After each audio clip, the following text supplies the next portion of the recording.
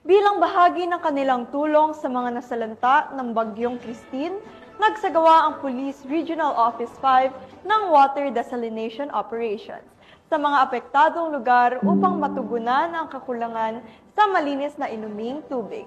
Yan ang balitang hatid ni Police Corporal Doxy Charis Casasos. Agad na inilunsad ng Police Regional Office 5 ang water desalination matapos ang pananalansan ng bagyo na nagdulot ng matinding pagbaha at kakulangan ng malinis na inuming tubig sa mga apektadong lugar. Ang water desalination ay naging isang pangunahing solusyon upang matugunan ang kakulangan sa malinis na tubig na isang malaking pangangailangan sa mga oras ng kalamidad. Sa tulong ng Regional Mobile Force Battalion 5, nabigyan ng kabuuang 14,700 litro ng malinis na tubig ang 610 pamilya sa iba't ibang lugar sa rehiyon. Ang nasabing hakbang ay bahagi ng mabilisang aksyon ng Police Regional Office 5 upang matulungan ang mga lugar na labis na tinamaan ng bagyo at pagbaha.